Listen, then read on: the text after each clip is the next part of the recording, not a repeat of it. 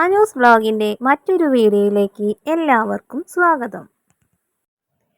ഇന്നത്തെ നമ്മുടെ റെസിപ്പി നല്ല പഞ്ഞി പോലെ സോഫ്റ്റ് ആയിട്ടുള്ള ഇഡ്ഡലിയാണ്. ഇഡ്ഡലി ഉണ്ടാക്കുമ്പോൾ നല്ല സോഫ്റ്റ് ആയിട്ട് കിട്ടാറില്ലെങ്കിൽ ഈ രീതിയിലൊന്ന് ചെയ്തു നോക്കൂ. നല്ല പഞ്ഞി പോലെയുള്ള ഇഡ്ഡലി നമുക്ക് വീട്ടിലുണ്ടാക്കാൻ പറ്റും. എങ്ങനെയാണ് ഉണ്ടാക്കുന്നത് എന്ന് നോക്കിയാലോ.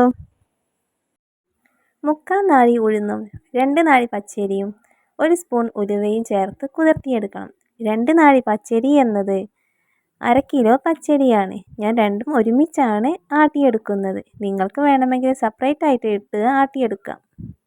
5-6 മണിക്കൂർ കുതിർത്തി വെക്കണം.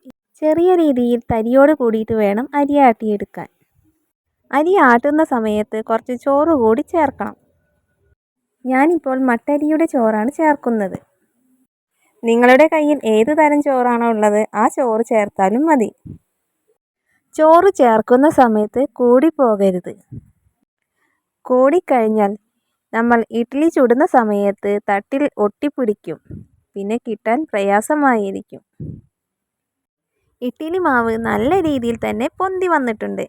വീഡിയോ ഇഷ്ടപ്പെടുകയാണെങ്കിൽ സബ്സ്ക്രൈബ് ചെയ്യാനും ലൈക്ക് അടിക്കാനും ഷെയർ ചെയ്യാനും വീഡിയോ ഹൈപ്പ് ചെയ്ത് കാണാനും മറക്കരുതേ.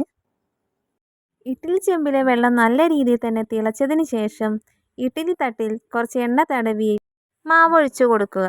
എന്നിട്ട് അടച്ചു വെച്ച് വേവിക്കുക. ഇഡ്ഡലി വെന്തോന്ന് അറിയാനായിട്ട് 1 സ്പൂൺ ചെറുതായി ഒന്ന് നനച്ചതിന് ശേഷം ഇഡ്ഡലി തട്ടിലെ ഒരു ഇഡ്ഡലിയിൽ കുത്തി നോക്കുക. അപ്പോൾ ഒട്ടിപ്പിടിക്കുന്നില്ലെങ്കിൽ ഇഡ്ഡലി വെന്തിട്ടുണ്ട് എന്നാണ് അർത്ഥം. അങ്ങനെ നല്ല പഞ്ഞി പോലെയുള്ള ഇഡ്ഡലി തയ്യാറായിട്ടുണ്ട്. എല്ലാവരും ട്രൈ ചെയ്ത് നോക്കണേ.